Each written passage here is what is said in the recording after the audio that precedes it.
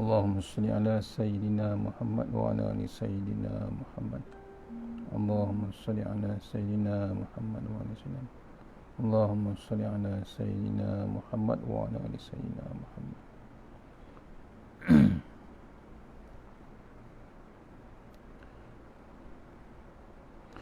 Hasbiyallahu li dini, hasbiyallahu liman hasadani, hasbiyallahu liman ahammani, hasbiyallahu liman bagha alayya, hasbiyallahu liman kadani bisu'in, hasbiyallahu indal maut, hasbiyallahu indal mas'alati fil qabr, hasbiyallahu indal mizan, hasbiyallahu indas sirat, hasbiyallahu allazi la ilaha illa huwa alayhi tawakkaltu wa ila unib. Assalamualaikum warahmatullahi wabarakatuh. Alhamdulillahirabbil alamin wassalatu wassalamu ala asyrafil mursalin wa ala alihi washabbihi ajma'in. A'udzu billahi minan nar min syarril kuffar min ghadabil jabbar wal 'izzatu lillahi war rasul mu'minin. Allahumma ghnina bi halalin harami ul sawa bismika Allahumma ya daim ya hayyu ya fardu ya wit ya ahad ya samad. Allahumma shalli ala Muhammad wa ala ali Muhammad. Bismillahirrahmanirrahim. Rabbi shrah li sadri wa yassir li amri wa min lisani yafqahu qawli. Fa ya ibadallah ittaqullah usikum wa iyaya bittaqullah faqad fazal muttaqun wa ta'alaina hikmataka wa ansur alaina min hazamitika ya arhamar rahimin. Bismillahirrahmanirrahim. Bismillah ma sya'allah la yasuqu ya Allah. Bismillah ma sya'allah la yasrifu suwayallah. Bismillah ma sya'allah maka ana min ni'matin fa min Allah. Bismillah ma sya'allah la ya'ti bil hasanati Allah. Bismillah ma sya'allah la haula wa la quwwata illa billahil aliyyil azim. Allahumma nas'aluka bi barakati syarifa an tuhmal dunya. Amin ya rabbal alamin. Alhamdulillah, jumpa lagi untuk pengisian maghrib kita. Seterusnya sambung kitab tafsir Tuan Guru kita, Tuan Guru ni Abdul Aziz Nikmat, untuk online sebenarnya. Ada surau, patutnya jadual mana ni, surau di Kampung Malaysia Tambahan, Sungai Besi, Kuala Lumpur. InsyaAllah sambil kita baca Al-Fatihah, kita hadiahkan untuk Tuan Guru. Kita terus share untuk sahabat-sahabat kita, terutama di Kampung Malaysia Tambahan, insyaAllah. Al-Fatihah. Auzubillahi minasyaitanir rajim. Bismillahirrahmanirrahim. Iya, surah Al-Mustaqim, surah Al-Mustaqim.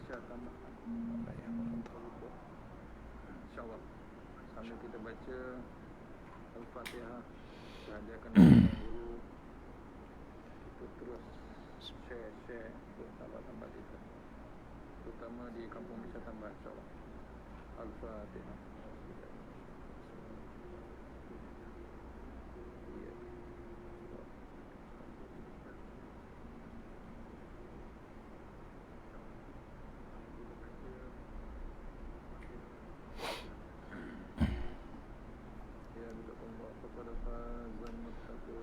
InsyaAllah, siapa yang ada kitab, mohon kita buka terus pada muka surat 58, insyaAllah. Bismillahirrahmanirrahim.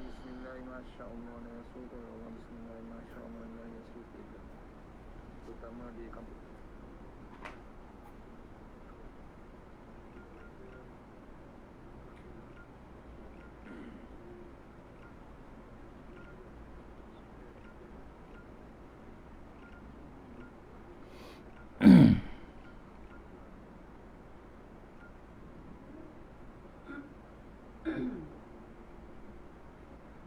Mohon share sahabat-sahabat di Facebook dan di WhatsApp group status, insyaAllah. Mohon Kampung Malaysia, Korea Kampung Malaysia, insyaAllah mohon share.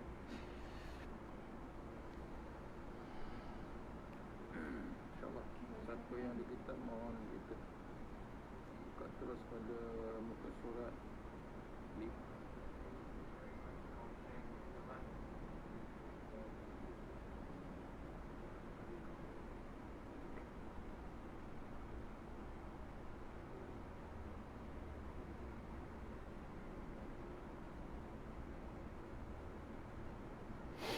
Okey, insyaAllah tafsir ayat yang ke-8, insyaAllah.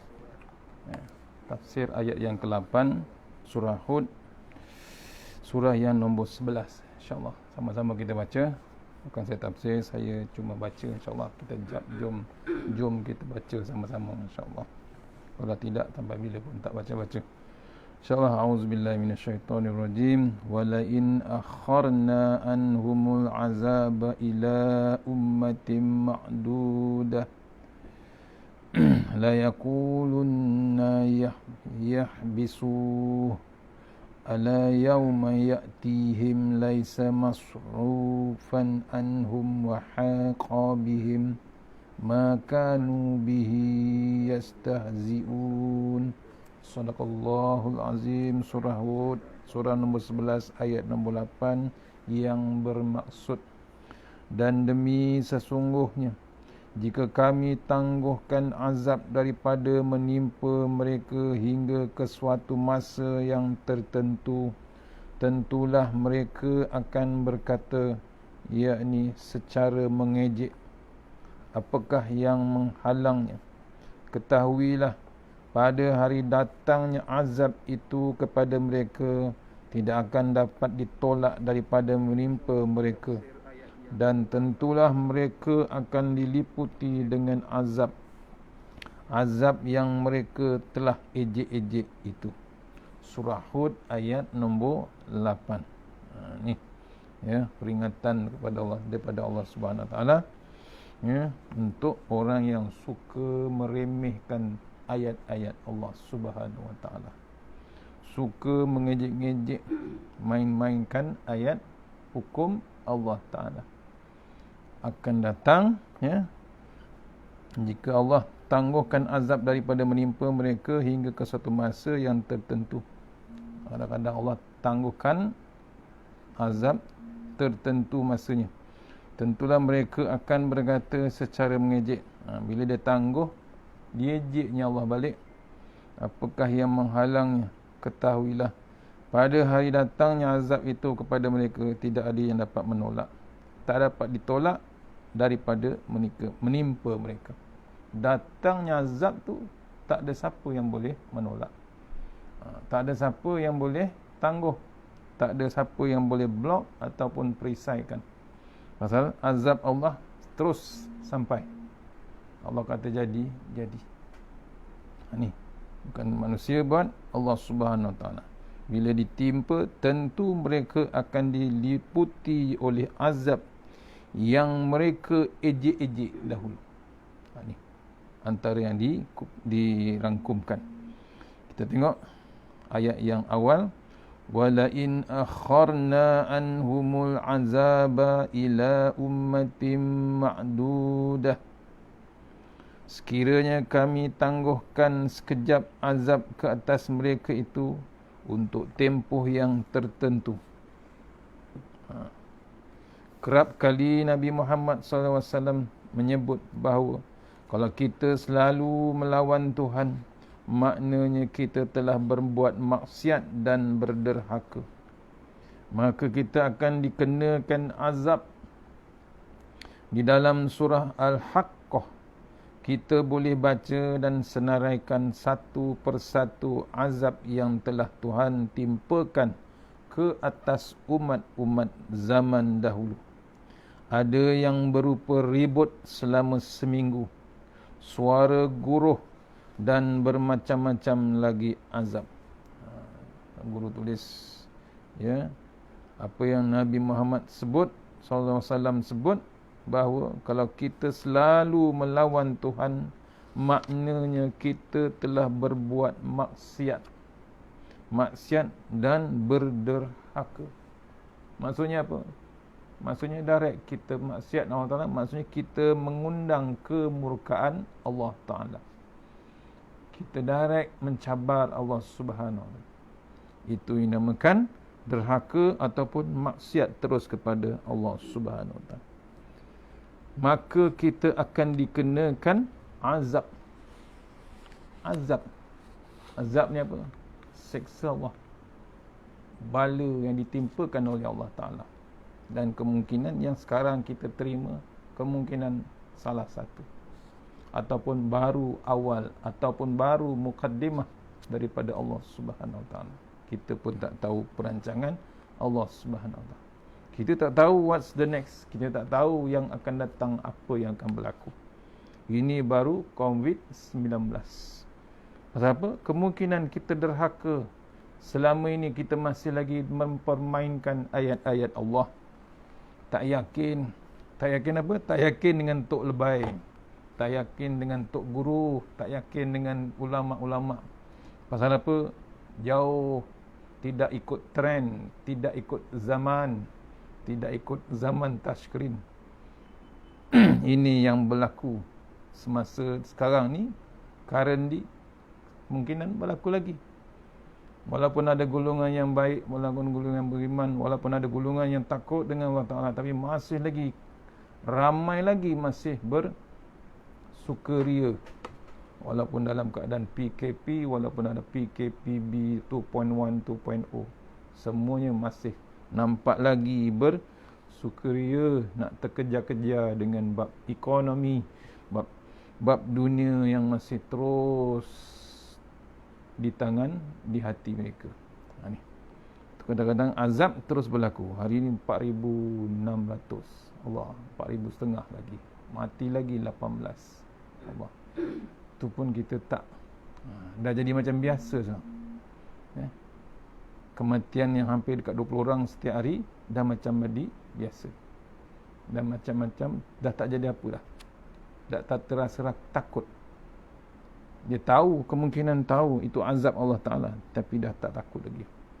Dah tak bimbang lagi. Sepatutnya takut, sepatutnya bimbang. Bila bimbang bukan nak lari daripada mati. Bila bimbang ataupun takut dengan kuasa Allah Ta'ala, kita bimbang, kita ada perisai. Kita balik pada Allah Ta'ala. Bukan melarikan diri daripada Allah Ta'ala. Balik pada hukum-hukum Allah Ta'ala. Dalam surah Al-Haqqah, contoh yang dulu, kita boleh baca dan senaraikan satu persatu azab yang telah Allah timpakan ke atas umat-umat dahulu.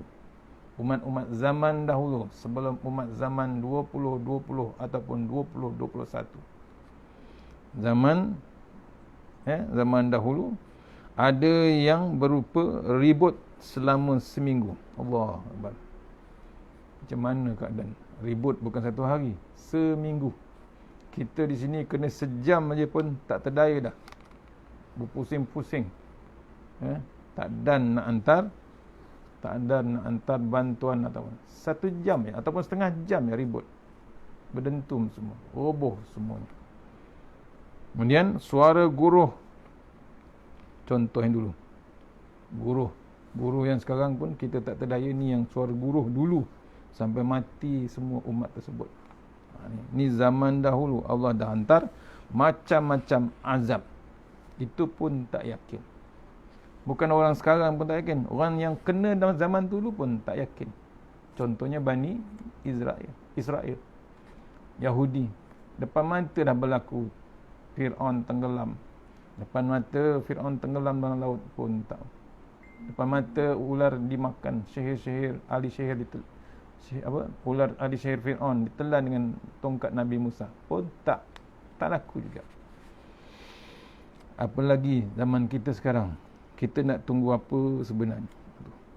Ketika Nabi memberitahu perkara itu, yakni berkenaan azab, boleh dikatakan kita tidak nampak pun sebarang azab yang Tuhan turunkan sebagai azab yang Tuhan turunkan ke atas umat-umat di zaman dahulu. Akhirnya orang-orang kafir mempersendakan Nabi. La yakulunna ma yahbisuhu. Orang-orang itu akan perli pula. Wahai Muhammad, kenapa tidak didatangkan lagi azab itu? Allah, dia cabar Rasulullah, dia cabar Nabi Muhammad SAW. Yang paling hebat sebenarnya dia mencabar Allah Subhanahu Wa Taala. Pasal dia terlupa Allah Maha mendengar. Walaupun dia perli secara bisik, tapi ingat Allah Maha mengetahui. Apabila Nabi-Nabi zaman itu menyebut berkenaan azab, maka azab itu akan turun sungguh.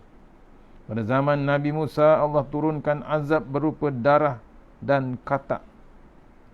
Samiri yang melawan Nabi Musa pula Tuhan, melawan Nabi Musa pula Tuhan berikan kepadanya bala sehingga siapa yang menyentuh kulitnya juga akan menjadi gatal.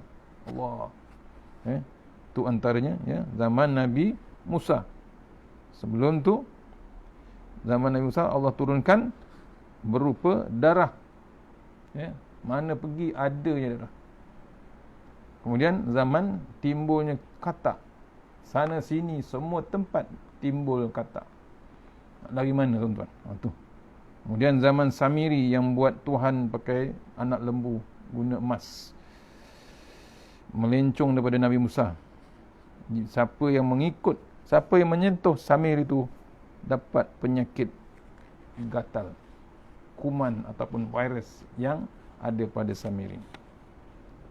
Qala fazhab fa inna laka fil hayati an taqula la misasa wa inna laka maw'idan lan tukhlafa wanzur ila ilahika allazi zalta alaihi aqifa lanuharrim riqannahu summa lanansifannahu fil yammi nasfa. Nabi Musa berkata kepada Samiri, jika demikian pergilah, yakni engkau adalah diusir dan dipulaukan, kerana sesungguhnya telah ditetapkan bagimu akan berkata dalam kehidupan dunia, jangan sentuh daku, dan sesungguhnya telah dijanjikan lagi untukmu satu balasan akhirat yang engkau tidak sekali-kali akan terlepas daripadanya. Dan sekarang lihatlah kepada Tuhanmu yang engkau sekian lama menyembahnya.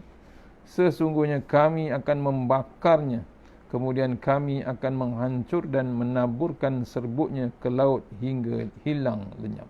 Surah Taha ayat 97. Ini Samiri. Musa berkata kepada Samiri, pergilah, engkau telah diusir kerana sesungguhnya telah ditetapkan bagimu berkata dalam kehidupan dunia ini, jangan sentuh aku. Tu sebab tu kalau sentuh Samiri kena penyakit virus tersebut, kuman berada dalam badannya.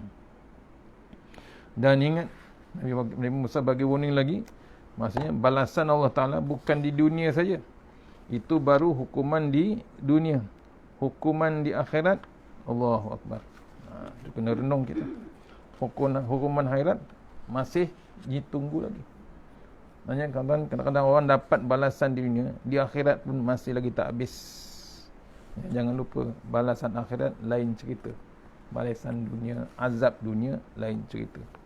Itu warning daripada Nabi Musa. Fazhab fa inna laka fil hayati an taqula la misasa. Jika demikian pergilah, yakni engkau telah diusir dan dipulaukan, kerana sesungguhnya telah ditetapkan bagimu berkata dalam kehidupan dunia ini, jangan sentuh daku. Azab yang Tuhan beri kepada orang-orang tertentu di zaman dahulu nampak jelas dan terang. Tetapi apabila Nabi Muhammad bercakap tentang azab, ianya tidak turun dan menyebabkan orang mengejeknya. Kenapa? Kenapa tidak diturunkan azab? Wahai Muhammad, turunkan segera azab kerana tidak ada dinding yang menyekat kamu untuk membawanya turun terus. Zaman Nabi ditangguhkan azab. Itu yang menyebabkan kaum yang kafir pada Rasulullah, pada Allah, kaum yang maksiat terus mengejek Nabi Muhammad SAW. Itu hebatnya kesabaran Nabi. Padahal zaman sebelum tu, zaman Nabi-Nabi lain, azab diturunkan jelas dan terang. Tapi zaman Nabi Muhammad, bila bercakap saja tentang azab, ianya diturunkan, ianya tidak diturunkan dan menyebabkan orang mengejeknya. Kenapa tidak diturunkan azab? Itu yang dicabar oleh Rasul, yang dicabar kepada Rasulullah SAW. Ala yauma ya'tihim. Tuhan berkata, ingatlah tentang penangguhan azab itu.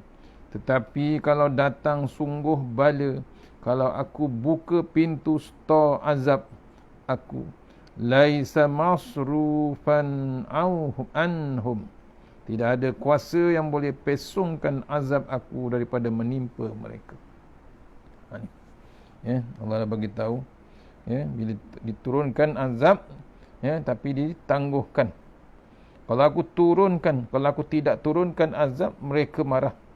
Tetapi kalau aku bawakan azab itu turun sungguh, nescaya mereka akan meminta kamu bersembayang sembayang hajat pula. Sebaik aku melewatkan azab itu. Bukannya aku tidak mahu bawakan azab, tetapi aku tangguhkan sekejap untuk tempoh tertentu, sebagai peluang untuk mereka bertaubat. Boleh jadi mereka akan menyesal, dan boleh jadi bila mereka mati, anak mereka pula yang akan memperjuangkan Islam bersama kamu. Allah Akbar. Ini kita tak tahu keadaan semasa sekarang. Ya, kalau tengok dibaca dalam ayat ini, Allah tangguh lama dah azab. Waktu zaman Nabi, Allah tangguh lagi azab. Nabi mohon kepada Allah Ta'ala. Ya, Allah tahan lagi, ya. Tapi Allah dah bagi tahu, kalau aku tidak turunkan azab, mereka marah. Tu, ya. Bila Allah tak turunkan azab zaman Rasulullah SAW, mereka mengejek ataupun marah. Tak nampak pun. Tu sombong betul. Hebat betul. Ya. Tetapi kalau aku bawakan azab itu turun sungguh, nescaya mereka akan meminta kamu bersembahyang hajat pula. Ni sekarang kita lakukan tak? Kita sekarang lakukan. Hari-hari kita minta pada Allah Ta'ala, mohon hajat kita, jauhkan daripada pandemik C-19, jauhkan kita. Sekarang dah tak ada pasal penyakit kronik. Sekarang terus penyakit tu datang terus, bunuh, bukan orang tua. Dalam rekod kebanyakan ramai orang tua dah pukul 50, 60, 70. Tak, sekarang dia attack juga umur 20, 30, 40 pun mati tanpa penyakit kronik. Maksudnya tu azab daripada Allah Ta'ala. Penyakit daripada virus daripada Allah Ta'ala, Allah hantar. Kita tak tahu, ya, sampai bila. Ni zaman Nabi kalau dia buat sembahyang hajat pun, ya, nasib baik. Kemudian Nabi, Allah lewatkan azab itu. Bukannya Allah tidak mahu bawakan azab tersebut, tetapi Allah tangguhkan sekejap untuk tempoh tertentu, sebagai peluang untuk mereka bertaubat. Zaman Nabi Allah tangguhkan untuk bagi peluang lagi. Zaman kita, cuba kita fikir-fikirkan. Ya, kemungkinan dah tak ada tempoh. Kemungkinan tempoh sudah habis. Allah buka dah stor azab yang sedang berlaku. Boleh jadi mereka akan menyesal.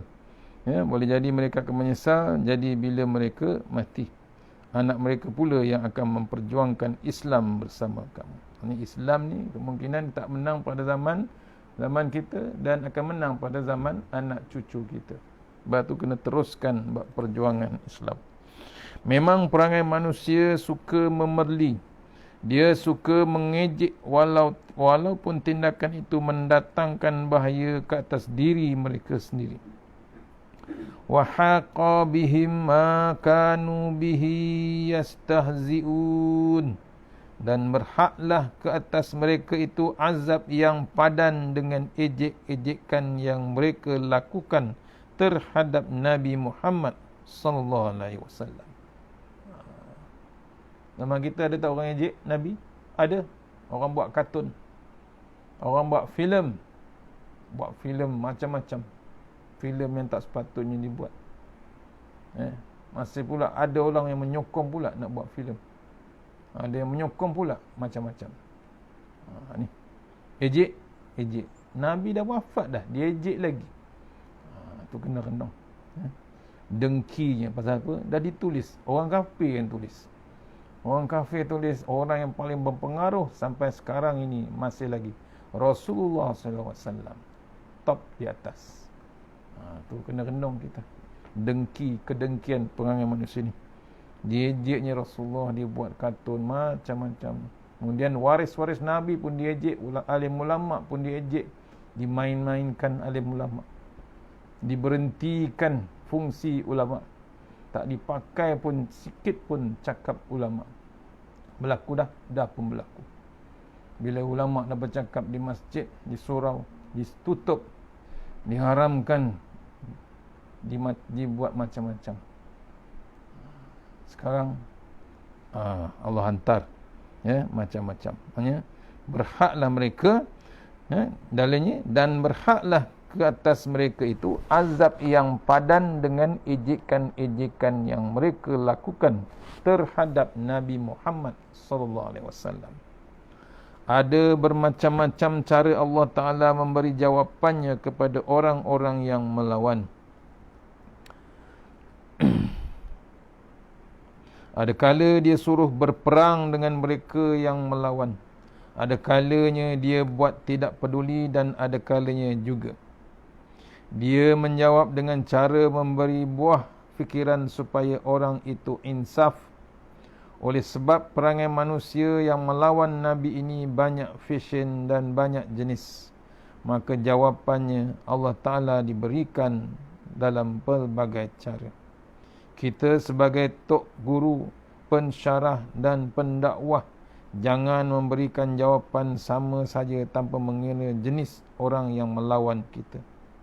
Kalau jawapan kita serupa saja, nampak sangat kita ini tidak faham psikologi manusia. Semuanya bergantung atas keadaan kefahaman kita mengenai hati perut yang berhadapan dengan kita itu. Kalau orangnya jenis keras dan boleh kita lembutkan, maka kita jawablah dengan cara lembut. Tetapi kalau orang jenisnya keras dan besar kepala, tidak mahu mendengar kata, maka kita jawablah dengan keras juga. Mari kita pergi ke padang bertumbuk. Lebih kurang begitulah cara Tuhan berdepan dengan orang yang menentang agama Allah Subhanahu Wa Taala. Itu dengan Allah Taala. Itu kena renung. Kita kena faham psikologi manusia. Bila kita nak berdakwah, jangan kita berkeras ataupun jangan kita ikut rentak kita. Kita kena faham psikologi manusia. Psikologi manusia ni macam-macam boleh kita lakukan. Sebab tu kena faham, kena ada ilmu untuk berdakwah. Contohnya. Habis ayat 8, kita terus masuk sikit bab ayat 9 insya-Allah. Terus auzubillahi minasyaitonirrajim. Belum insya lagi. Berapa setengah? Wa auzubillahi minasyaitonirrajim. Wa la in azaqnal insana minna rahmatan summa naza'naha minhu innahu la ya'usun kafur. Sadaqallahul azim. Surah Hud, surah nombor 11 ayat nombor 9. Kita masuk dalam ayat nombor 9. Maksud ayat nombor 9 ni, dan demi sesungguhnya jika kami merasakan manusia suatu pemberian rahmat dari kami, kemudian kami tarik balik pemberian itu daripadanya, mendapati dia amat berputus asa, lagi amat tidak bersyukur. Ulang balik. Demi sesungguhnya, dan demi sesungguhnya jika kami rasakan manusia sesuatu pemberian rahmat dari kami, kemudian kami tarik balik pemberian itu daripadanya, mendapati dia amat berputus asa, lagi amat tidak bersyukur. Surah Hud ayat nombor 9. Tengok tulisan Tuan Guru. Perangai manusia memang susah diajar, tetapi kalau boleh juga diajar, maka banyaklah pahala yang aku boleh cadangkan kepada kamu. Contohnya kata Tuhan, wala in azaqnal insana minna rahmatan. Ada di antara manusia ini, sekiranya aku beri sedikit rahmat kepada dia, aku beri sekadar dia boleh mengecapinya saja. Ini cara Tuhan bercakap. Tuhan hendak sebut bahawa nikmat bahawa nikmat yang sampai kepada kita sehingga sanggup kita melupakan Allah. Pada hakikatnya nikmat itu hanya sedikit saja, walaupun manusia merasakannya banyak. Ni kadang-kadang kita dibagi nikmat Allah Ta'ala, lupa terus. Padahal nikmat tu sedikit aja. Kaya pun kaya sikit je. Akhirnya lupa pada Allah Subhanahu Wa Ta'ala. Aku beri sekadar kamu boleh kecap di akhirat kelak kalau kamu tengok nikmat aku di dalam surga. Ketika itu nikmat aku begitu melimpah ruah. Bukan setakat boleh kecap sahaja, bahkan kamu boleh makan dan telan sampai kenyang. Allah Akbar. Nak dibezakan nikmat waktu kita dapat dalam dunia ni sebenarnya sedikit sangat daripada nikmat di syurga. Allah bagi tahu nikmat di syurga terlampau mewah ataupun melimpah ruah. Kita rasa sini mewah sangat di dunia, tapi yang di syurga tu lagi beratus-ratus kali ganda mewah dia. Bukan setakat boleh kecap saja, bahkan kamu boleh makan dan telan sampai kenyang. Di dunia takat tu je. Kalau makan nasi takat 2-3 pinggan, lepas tu berhenti kita, tak terdaya dengan nikmat Allah Ta'ala. Kena sakit, satu sudu je boleh makan. Ini pendekatan bahasa yang cukup menarik. Sebab itulah bagi orang yang mempelajari bahasa Arab dan mengetahui ilmu balaghah, ma'ani, bayan, ba'd, badi' serta mampu memahami ayat Al-Quran sebagaimana orang Arab faham tanpa perlu belajar banyak, maka ketika membaca Al-Quran tidak perlulah lagi kita membaca banyak kitab tafsir dan mendengar tok guru bersyarah. Daripada bahasa yang diaturkan dan penggunaan bahasanya yang disusun satu persatu sudah cukup mendatangkan daya tarikan kepada kita untuk beriman kepada Al-Quran. Itu beruntungnya orang yang ada bahasa Arab. Untung bila baca satu patah je perkataan Arab dalam Al-Quran, dia merangkumi macam-macam kitab. Satu ayat lagi hebat, berapa kitab dia boleh cover. Kenapa? Fahaman dia merangkumi balaghah dia, ma'ani dia, bayan dia, badi' dia, semuanya ada. Itu beruntung orang yang bahasa Arab. Ini menurutnya memang bahasa Arab ni cukup menarik yang Allah pilih. Summa naza'naha minhu. Lepas daripada itu katakanlah kami tarik balik nikmat itu daripada dia. Innahu laya'usun kafur. Ketika itu manusia marah kepada aku sampai ke peringkat putus asa dan kafir dengan aku. Allah Akbar. Orang yang ditarik nikmat. Apa yang tak diberitahu adalah manusia ini terlalu tidak memahami. Dia berasa bahawa segala apa yang ada padanya, sama ada ilmu, pangkat, darjat dan harta benda, adalah hasil daripada titik peluhnya sendiri dan usahanya seorang. Tidak bersangkut sedikit pun dengan aku. Kalau dia beroleh harta dan lepas itu aku menariknya balik, dia akan merejam bumi dan marah kepada aku. Tidak tahulah lagi sembahyang dan puasanya entah di mana, dan dia bercakap bodoh, bercakap hodoh kepada aku. Kenapa Tuhan menzalimi aku? Tuhan tidak pandai menjaga aku. Tuhan buat inaya kepada aku. Ini tandanya dia tidak faham bahawa apa yang dia dapat selama ini bukan kerana titik peluhnya sendiri, tetapi hasil anugerah dan pemberian daripada aku. Nak cerita bila manusia ni terlalu tidak faham apa yang Allah beri, dia akan merasa putus asa dan kecewa. Dia ingat nikmat yang didapat itu adalah hasil usahanya.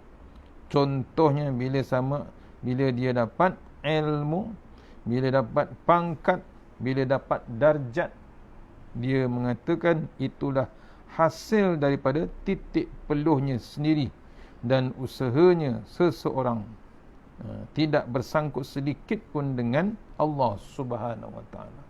Sombongnya manusia. Bila dapat pangkat, dapat Datuk Seri, dapat Tan Sri, dapat apa lagi, Datuk Pemangku, Datuk, macam-macam pangkat. Bangga dia, seronok cerita kat orang hasil usaha dia sendiri, hasil titik peluhnya sendiri, hasil jasa-jasa yang dibuatnya sebelum ini. Dia mengatakan itulah nikmat yang paling hebat. Siapa bagi? Makhluk yang bagi pangkat, apalagi dengan harta. Selesa dia, seronok, comfortable dengan darjat dia, dengan harta bendanya. Bila pencen, senang lenang, isap rokok, isap pipe, isap rokok besar, relax, mengenangkan kehebatan dirinya sendiri. Kalau aku tak usaha, aku tak dapat Datuk Seri. Kalau aku tak usaha, siapa lagi? Tu. Tak dapat pun aku Tan Sri.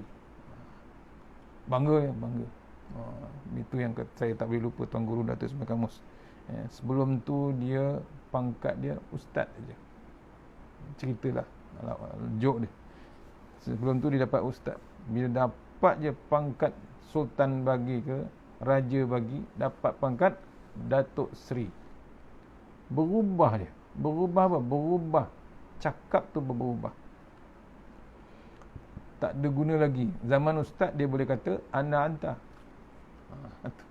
Bila dah berpangkat Datuk, berpangkat Tan Sri, lain pula.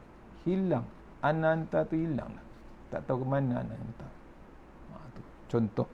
Tu tak boleh lupa Tuan Guru Datuk Ismail Kamus selalu buat joke dia, maksudnya joke yang tajam, yang mendalam, nak mengingatkan kita berubahnya manusia bila dapat pangkat Datuk, Doktor, Profesor, Prof, Madya, Prof. Allahu Akbar. Ini dia lupa anugerah Allah Subhanahu Wa Taala. Kemudian tu menganggap titik peluhnya sendiri, tidak bersangkut sedikit pun dengan Allah Subhanahu Wa Taala. Kalau dia beroleh harta lepas itu, kalau dia beroleh harta dan lepas itu Allah menariknya balik, dia akan merejami bumi. Marah, hentaknya bumi itu bila hilang pangkat Datuk tu. Kerajaan ambil balik pangkat tu. Oh, marah dia. Marah, hentak bumi, hentak meja. Kemudian marah kepada Allah Ta'ala. Disalahkan Allah Ta'ala pula. Tadi masa dapat dia tak ingat Allah Ta'ala, kemudian dia terlepas, dia salahkan Allah Subhanahu Wa Ta'ala. Allah Akbar. Siap bercakap perkataan yang hodoh kepada Allah Subhanahu. Dia tak sedar dia cakap perkataan ataupun ayat yang hodoh kepada Allah Subhanahu Wa Ta'ala. Contohnya, kenapa Tuhan menzalimi aku? Tuhan tidak pandai jaga aku. Dia berani cakap. Tuhan buat inaya. Dia katanya Allah tu inaya dia. Kemudian itulah tandanya dia tidak faham bahawa apa yang dia dapat selama ini bukan kerana titik peluhnya sendiri, tetapi hasil anugerah dan pemberian daripada Allah Subhanahu Wa Taala. Itu contoh yang ditunjukkan oleh Allah Subhanahu Wa Taala. InsyaAllah dah masuk Isyak, kita sambung esok ayat 9, tafsir ayat 9 surah Hud, surah nombor 11. Masih lagi dalam ayat 9. Kita sambung esok, dah masuk Isyak dah, insyaAllah. Saya ucapkan ribuan terima kasih pada Surau Adaniyah Kampung Malaysia Tambahan bagi ruang dan share untuk program malam ni. Memang jadualnya sepatutnya jadual offline, jadual siaran langsung, jadual yang offline iaitu jadual kuliah, sebenarnya malam ni Kampung Malaysia, insyaAllah. InsyaAllah kita doa-doa biar kita dapat bulan depan kita sambung balik offline, insyaAllah. Mohon kita sama-sama malam ni, malam Jumaat, kita mohon kepada Allah Ta'ala, bertaubat, kita minta ampun kepada Allah Ta'ala, biar Allah teruskan program kuliah ni, biar kita teruskan berjemaah kita, biar teruskan rumah-rumah Allah Subhanahu Wa Ta'ala. Mana yang terbaik daripada Allah Subhanahu Wa Ta'ala, yang lemah daripada saya sendiri, kita sudahi. Surah Al-Fatihah.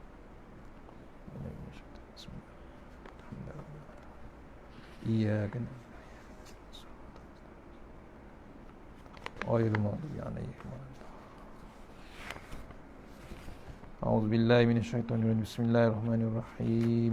اللهم طول أعمارنا وسهل أجسادنا ونور قلوبنا وثبت إيماننا وأحسن أعمالنا ووسع أرزاقنا وإلى الخير قربنا وعن الشر بنا واهدنا واهدنا في الدين wadunya wal akhirah. Ya Allah, panjangkan umur kami, sehatkan badan kami, terangkan hati kami, tetapkan iman kami, elokkan amalan kami, luaskan rezeki kami, dekatkan kami kepada kebajikan, jauhkan kami daripada kejahatan, tunaikan hajat kami.